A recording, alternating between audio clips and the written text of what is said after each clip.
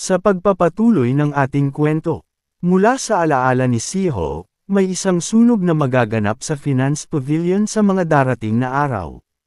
Sa insidenteng iyon, isang mababang ranggong opisyal na naka-duty sa oras ng sunog ang trahedyang namatay. Lahat ng dokumento sa pavilion ay tinupok ng apoy, at nagdulot ito ng matinding kawalan sa Yunhe Merchant Group. Hindi ito isang karaniwang aksidente. Ang sunog ay sinadyang likhain, maingat na pinagplanuhan ng mga taong hanggang ngayon hindi pa nila nakikilala. At ang ginamit na paraan upang simulan ng sunog ay ang parehong bagay na nakita natin sa nakaraang video. Bumalik ang kwento sa loob ng Finance Pavilion. Makikita natin si Chang Uy, balot ang mukha ng may itim na ulap ng pagkayamot. Padabog niyang inaayos ang mga papel at gamit sa pavilion, tila wala sa mood, halatang nadismaya matapos matalo sa postahan nila ni Siho. Tahimik namang nakamasid si Siho, malalim ang iniisip. Sa kanyang isipan, kung nais kong maiwasan ang sunog, kailangan kong makakilos ng malaya, kailanman ko gustuhin. Nahuli siya ni Chang Uy na nakatitig. Anong tinitingin-tingin mo? Senggal nito, halatang iritado. Ngunit ngiti lamang ang isinagot ni Siho. Wala, papasok na ako. Biglang nagbago ang kanyang ekspresyon, mula sa ngiti, naging seryoso. Para mangyari yun, kailangan kong baguhin ang tingin nila sa akin. Lumipas ang mga araw. Sa loob ng pangunahing gusali ng Yunhe Merchant Group, sa silid kainan ng kanilang malaking tahanan, nakaupo sa hapag ang tatlong magkakapatid. Ang nakatatandang lalaking nakaputi ang unang nagsalita. Jinho, kamusta ang trabaho mo sa Sunset Pavilion? Medyo iba to kumpara sa Breeze Pavilion, hindi ba? Siya ay walang iba kundi si Yoon Jong-ho, ang panganay na anak ng pamilya. Sumagot si Jinho ng may ngiti. Sa totoo lang, mas madali para sa akin. Hindi ko na kailangang gamitin ang utak ko. Lakas lang ng katawan ang kailangan. Sa palagay ko, mas bagay sa akin ang trabaho sa labas kaysa sa opisina. Tahimik lang si Siho, nakikinig sa pag-uusap ng kanyang mga nakatatandang kapatid. Maya-maya, si Jongho naman ang lumingon sa kanya. Siho, nagsimula ka na ba sa training mo sa Finance Pavilion? Agad namang tumugon si Siho nang may siglang aura. Oo, kuya, nagpaalala si Jongho. Mabuti yan, pero huwag mong madaliin. Dahan-dahan lang. Ang mahalaga ay ang tamang pagunlad. Ngumiti si Siho. Walang dapat ipag-alala. Ginagawa ko lang ang kaya ng katawan ko. Ngunit sa kanyang isipan, ramdam niya ang pag-aalala ng kanyang nakatatandang kapatid. Isang uri ng malasakit na taglay na nito kahit sa una niyang buhay. Ayaw kong makita sa kanya ang parehong lungkot o bigat tulad noon. May pag-aalala sa mata ni Jongho, isang tinging alam ni Siho na puno ng pangunawa. Biglang nagsalita si Jinho. Kalokohan. Napalingon sa kanya ang dalawa. Tumayo si Jinho, ipinapakita ang lakas ng kanyang personalidad at ang pagmamaliit kay Siho. Hanggang kailan ba yung limitasyon mo? Ano pa ba talaga ang kaya mong gawin, bukod sa matulog at kumain? Seryoso ka ba sa ginagawa mo o nagkukunwari ka lang? Sumabat si Jongho. Jinho, sa tingin mo ba tama yung sinasabi mo sa sarili mong kapatid? Sa isipan naman ni Siho, mukhang nasisiraan na talaga ng bait tong si Jinho.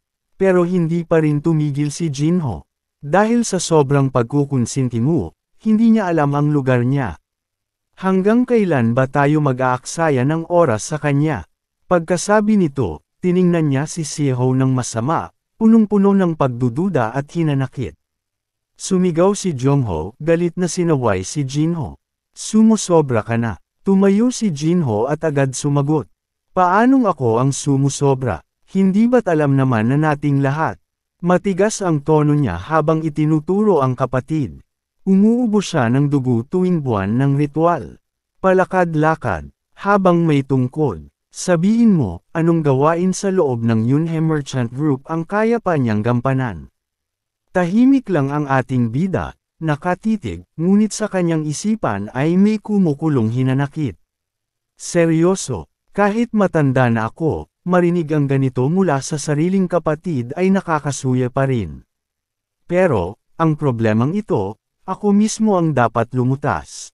Bigla niyang tinawag si Jinho. Nagulat ito at tila napatigil.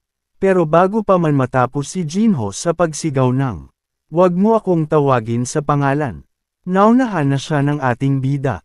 Okay, tama na. Dahil si ama ay paparating na, itigil na natin ito.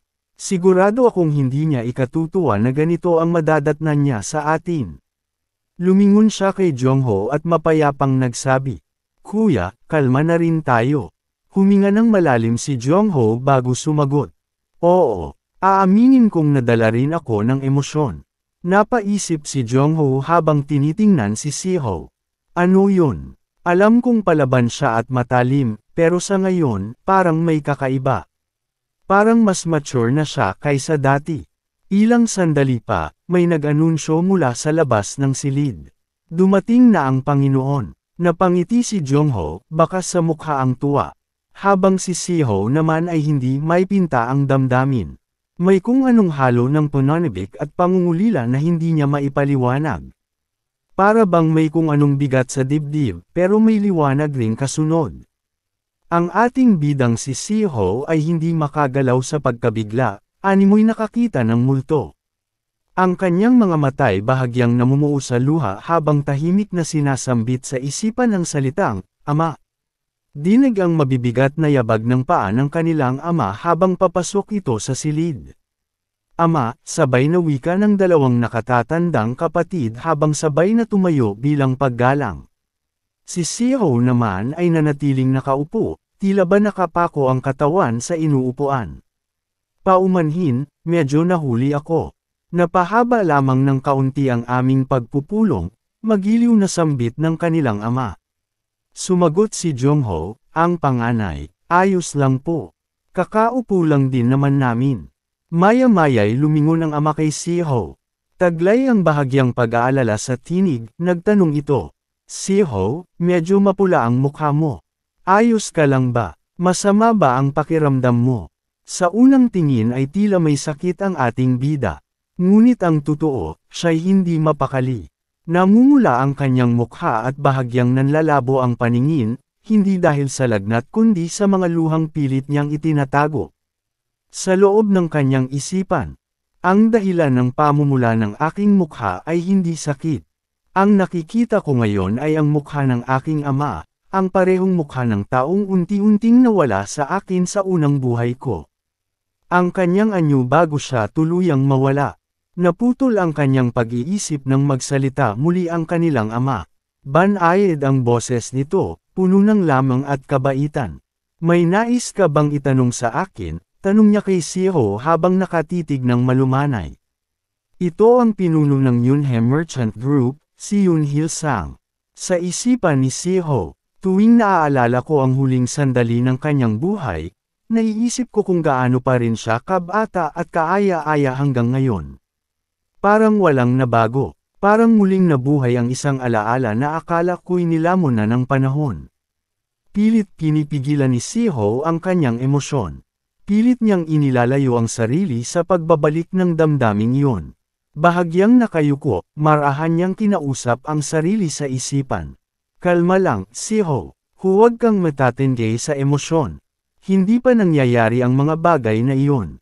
Hindi pa." Ngunit sa kabila ng lahat, nananatiling malinaw sa kanyang alaala ang pagbagsak, ang pagguho, ang tuluyang pagkagunaw ng Yunhe Merchant Group.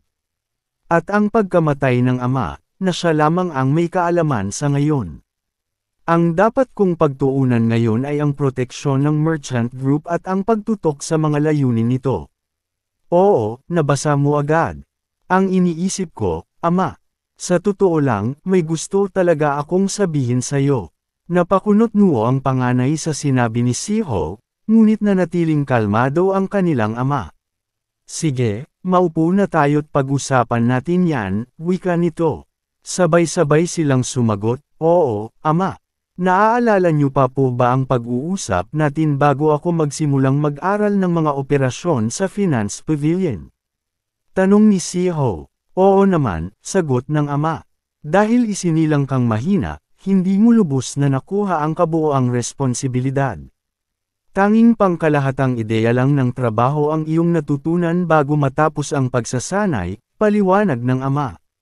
Pero ayos lang po ba talaga yon? Balang araw, ako rin ang mamumuno sa mga kasapi ng pavilion, tanong muli ni Siho. Habang kumakain si Jinho sa tabi, napatingin ito ng masama. Ano nan amang kalokohan to? Bakit bigla-bigla siyang nagtatanong ng ganyang bagay? Dahil sa tanong ni Siho, ibinaba ng ama ang hawak na chopstick. Nagbago ang kanyang anyo, mas seryoso, mas mabigat ang kanyang tinig. May punto ka riyan, tugon nito. Kaya, ano ba talaga ang gusto mong sabihin? Diretsyong sumagot si Siho. Gusto kong akuha ng lahat ng tungkulin, pati na ang night shift, gaya ng ginagawa ng mga kuya ko at ng iba pang kasapi ng pavilion. Mabilis ang tugon ng ama. Hindi ko pinapahintulutan ang bagay na yan, mariin at may awtoridad ang kanyang tinig. Para bang binagsakan ng mundo si Siho sa pagtanggi ng kanyang ama. Pero hindi siya nagpatinag. Hindi ba't masyado naman pong marahas ang pagtanggi niyo, ama? Pumikit ang ama at marahang tumugon. Kung hindi talaga kaya, hindi talaga ito kaya. Ang hindi ay hindi, lalo na ang night shift. Kailangang gising ka buong gabi, at pamahalaan ang seguridad sa mga oras na yon. Sa kasalukuyan mong kalagayan, imposible pa ang gusto mong gawin. Ayos lang ang lahat ng iba mong gawain. Pero hindi ang night duty. Naintindihan mo ba? Maamo ang boses ng ama, pero may diin at linaw. Kita sa mga mata ni Siho ang pagkabahala. Hindi pwede, kailangan kong mag-night duty sa araw ng insidente para maiwasan ang pagputok ng sunog sa finance pavilion. Bigla siyang nagsalita. Kung mapapatunayan kung matatag ang katawan ko at kaya kong pamahalaan ang panggabing trabaho, papayagan mo ba ako, ama? Agad tumugon ang ama. Oo naman. Pero paano mo nga naman patutunayan yan? Sabay paikot ng chopstick sa kanyang kamay. Makikipag-sparring ako kay Jinho, sagot ni Siho, sabay ngiting puno ng kumpiyansa. Natigilan si Jinho sa pagkain, halatang nabigla. Pati ang panganay, pinawisan sa kaba. Ano raw? Tanong ni Jongho, litaw ang pag-aalala sa boses. Maging ang kanilang ama ay hindi maitago ang pagkagulat. Dumilim ang mukha ni Jinho. Lumaki ang mata, at unti-unting nag-init ang ulo. Nasisiraan ka na ba ng bait? Sigaw niya, bulong ng galit sa kanyang tinig habang lumilitaw ang mga ugat sa noo. Pero ngiti lang ang isinagot ni Siho. Anong problema? Natatakot ka bang matalo kita? Tanong nito habang nakangiti, tila inaasar pa lalo si Jinho. Napatayo ang nakatatandang kapatid. Anong sinasabi mo, Siho?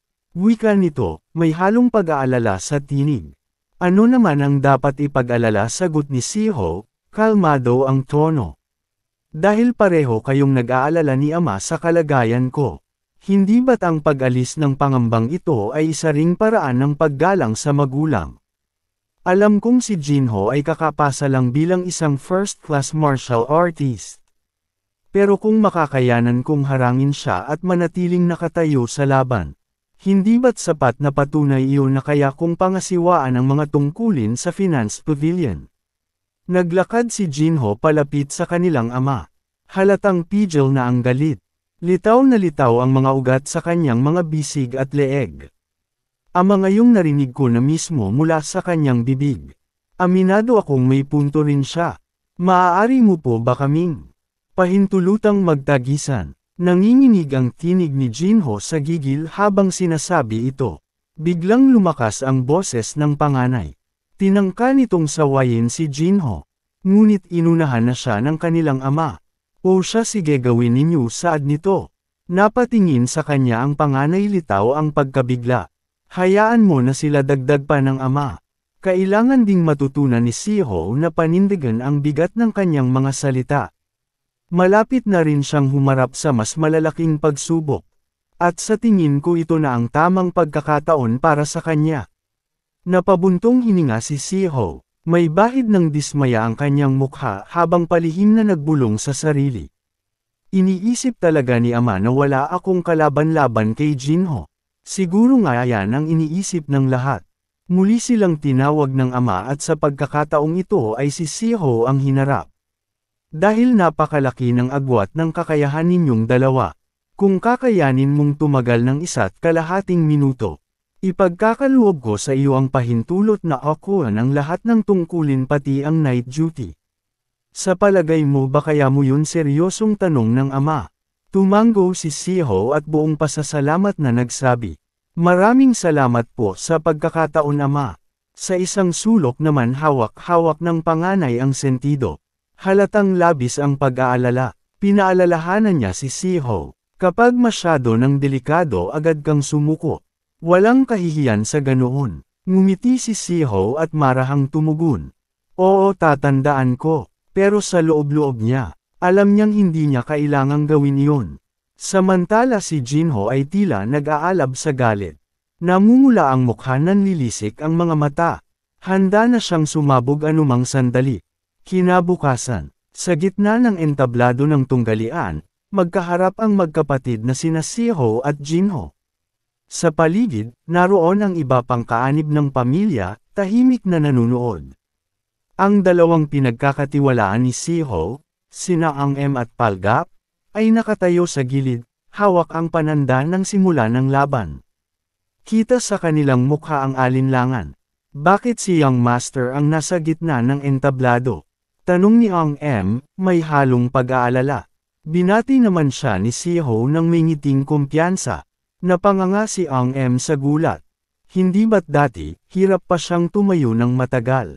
Bulong nito kay Palgap. Sumenya si Siho na huwag maingay, sabay kindat.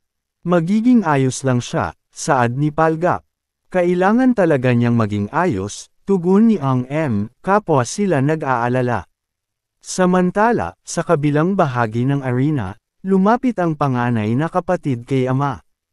Hindi ka ba nag-aalala, ama? Tanong niya, halatang hindi mapakali. May dapat ba tayong ipag-alala? Malamig na sagot ng ama. Simula pa noon, palaging minamaliit ni Jinho si Siho, aniya. Ang kinatatakutan ko, baka hindi siya magpigil sa laban. Minamaliit siya. Napabuntong hininga ang ama. Panoorin na lang natin at hintayin ang magiging resulta. Nakahanda na ang magkapatid, parehong seryoso. Tahimik silang nag-aabang ng hudyat ng tunggalian. Hanggang dito muna ang ating kwento. Abangan sa susunod na bahagi ang magiging kapalaran ni Siho sa kanyang harapang laban kay Jinho.